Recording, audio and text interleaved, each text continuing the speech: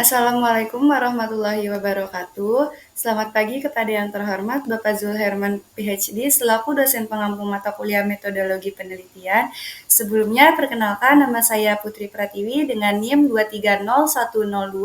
23010252202 dari kelas 4B Prodi PGSD. Pada kesempatan hari ini, saya akan menjelaskan materi mengenai PowerPoint Proposal Metodologi Penelitian yang berjudul Manajemen Pembelajaran Kelas 5 dengan Pendekatan Saintifik dan Motivasi Belajar Terhadap Siswa Sekolah Dasar. Yang pertama yaitu ada bab 1 pendahuluan. Latar belakangnya ialah pendidikan merupakan salah satu upaya yang dilakukan oleh manusia untuk mengembangkan kepribadian sesuai dengan nilai-nilai yang berlaku dan masyarakat dalam kebudayaan. Berkutip dari Ahmad di tahun 2020, dalam konteks Indonesia, pendidikan menekankan konsep pendidikan seumur hidup yang mengharuskan materi pembelajaran dirancang secara sistematis dan terencana pada setiap jenjang pendidikan. Untuk bagian yang kedua yaitu ada fokus dan subfokus penelitian. Berdasarkan latar belakang, penulis mengidentifikasi masalah penelitian, yaitu yang pertama partisipasi aktif, yaitu adanya keaktifan siswa dalam bertanya, menjawab, dan berdiskusi. Yang kedua ada antusiasisme, semangat dalam mengerjakan tugas dan pelajaran. Yang ketiga ada konsentrasi, di mana kemampuan siswa untuk fokus selama pembelajaran yang berlangsung. Yang keempat yaitu ada keinginan berprestasi, yaitu merupakan kepuasan dan dorongan untuk meraih hasil yang baik dalam pembelajaran. Yang kelima yaitu ada metode pelaksanaan penelitian, di mana penelitian tindakan kelas menggunakan dua siklus, yaitu siklus pertama ada perencanaan, pelaksanaan, observasi, dan refleksi.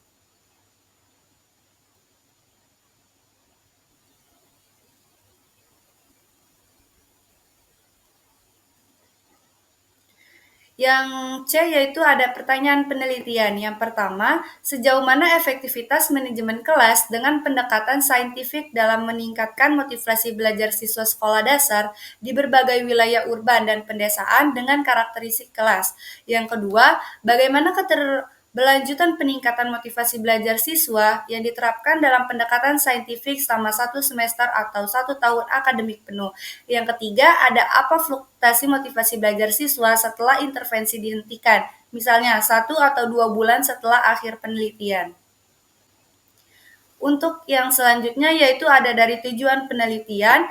Yang pertama, dapat mengukur perubahan tiap indikator motivasi, contohnya seperti kedisiplinan, partisipasi, antusias, konsentrasi, dan berprestasi. Yang kedua, ada mengevaluasi jalannya PTK atau siklus, termasuk strategi dan refleksinya dalam pembelajaran. Yang ketiga yaitu ada menguji apakah kurang lebih dari siswa 80% memiliki motivasi pada kategori yang baik setelah intervensi. Yang keempat ada menilai dampak pendekatan saintifik terhadap tiap indikator motivasi belajar, yaitu ada kedisiplinan, partisipasi aktif, antusiasisme, konsentrasi dalam hal belajar. Yang selanjutnya yaitu ada manfaat penelitian terbagi menjadi 3. Yang pertama, menyediakan contoh konkret implementasi pendekatan saintifik melalui observasi, bertanya, mencoba, menalar, dan mengkomunikasikan sebagai strategi manajemen kelas untuk meningkatkan motivasi belajar dan kualitas proses belajar. Yang kedua, yaitu ada menunjukkan pentingnya optimalisasi penggunaan media pembelajaran dan penguatan positif rewards dalam upaya meningkatkan keterlibatan siswa.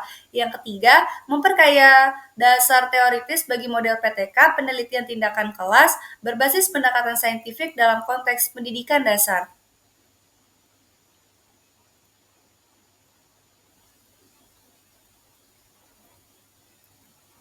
Yang selanjutnya yaitu di bab 2, yang poin A adalah deskripsi konseptual fokus dan subfokus.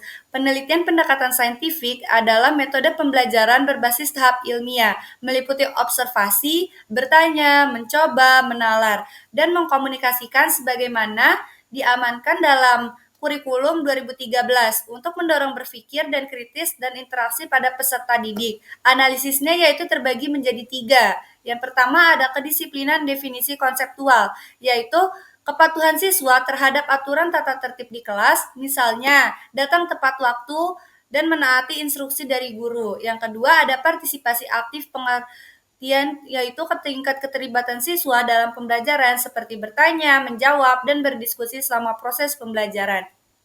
Yang ketiga yaitu ada antusiasme dalam belajar. Semangat siswa dalam mengikuti pelajaran dan mengerjakan tugas yang mencerminkan sebagai motivasi intrinsik dalam pembelajaran.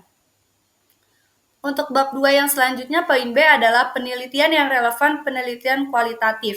Metode ini digunakan deskriptif kualitatif melalui observasi, wawancara, dan dokumentasi. Temuannya yaitu motivasi belajar siswa mencapai 77,49%,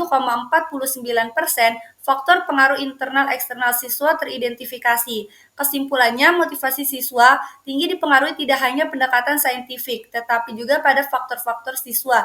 Metode P3K, siklus berbasis saintifik lengkap dengan elemen STEAM.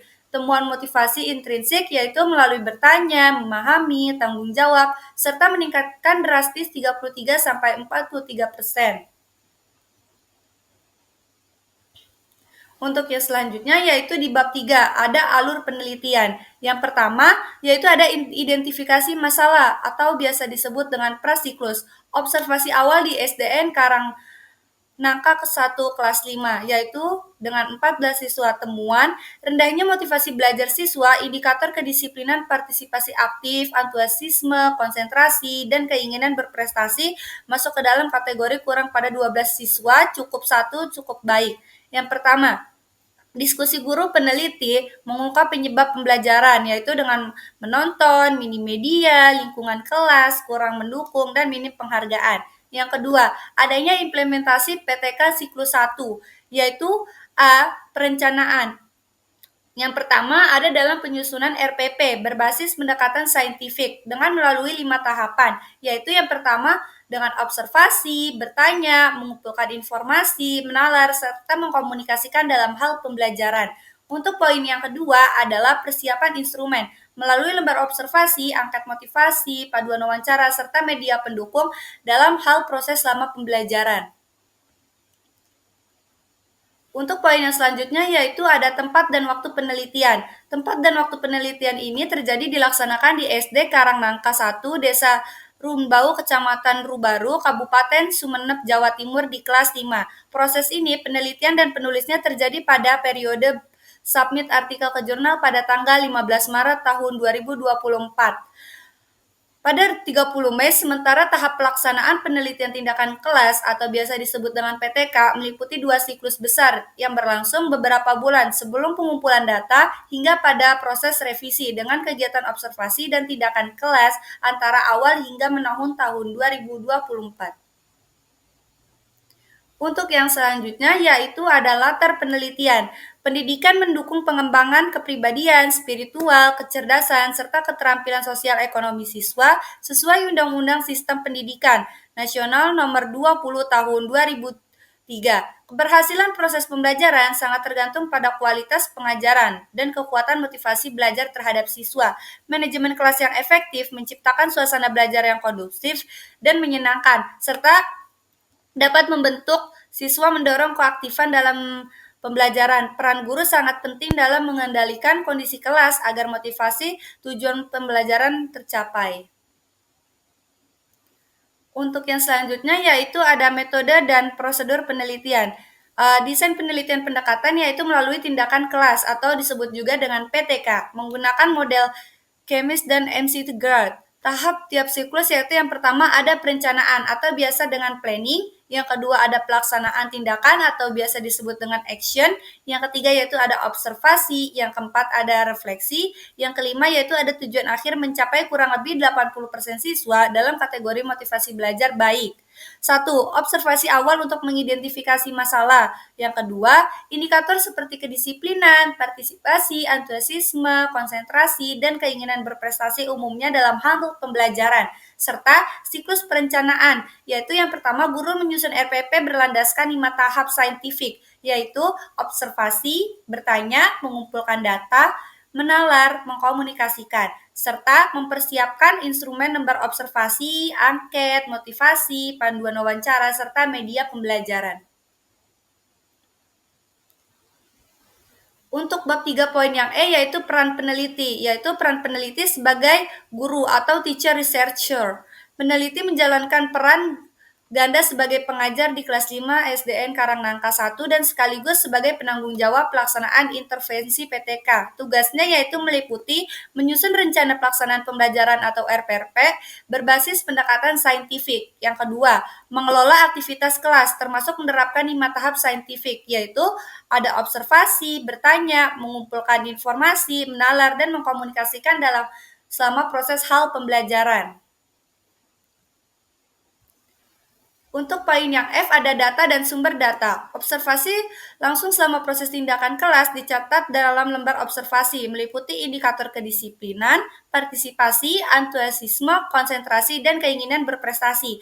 Angkat motivasi siswa disebarkan setiap akhir siklus. Skor tiap tahun, indikator analisis pada guru, tergantung tentang pengamatan data primer yang kuat berupa data kualitatif, observasi, dan wawancara dari subjek nyata siswa dan guru. Sumber datanya lengkap mulai dari baseline presiklus hingga tahap evaluasi pasca interval yang secara jelas menunjukkan perkembangan motivasi belajar siswa, bahwa siswa lebih senang pembelajaran melalui media pembelajaran atau kita menyiapkan media serta video dalam hal pembelajaran.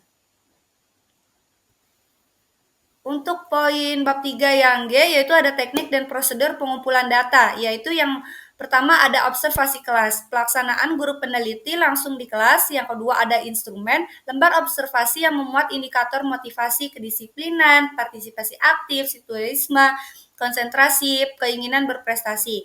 Yang ketiga ada prosedur, yaitu dilakukan setiap kali intervensi siklus 1 dan siklus 2, mencatat pada perilaku interaksi siswa sepanjang pembelajaran atau dalam hal konsentrasi belajar.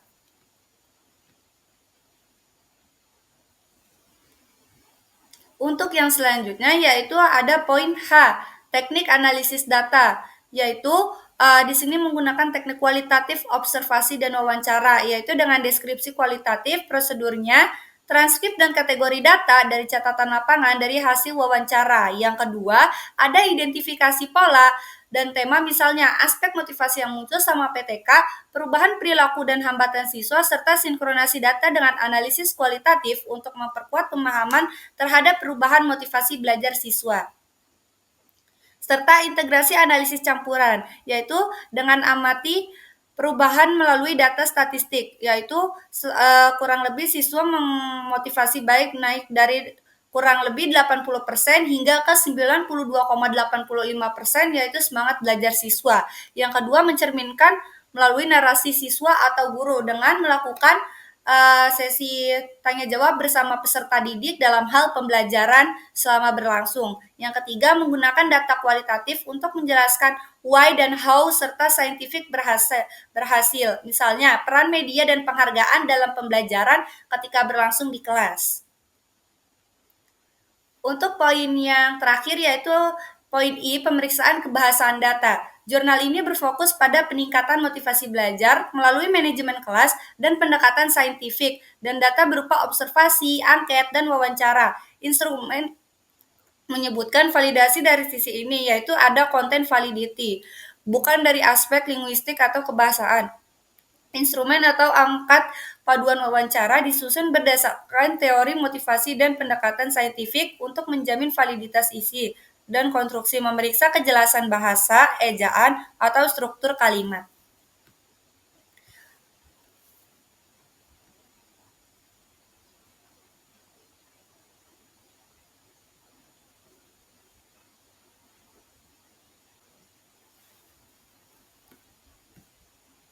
Mungkin sekian penjelasan proposal materi mengenai metodologi penelitian saya yang berjudulkan manajemen pendidikan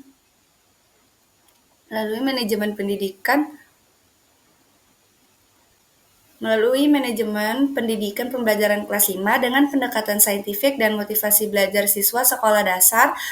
Kurang lebihnya mohon maaf bila ada kesalahan kata dalam penyampaian materi. Wassalamualaikum warahmatullahi wabarakatuh.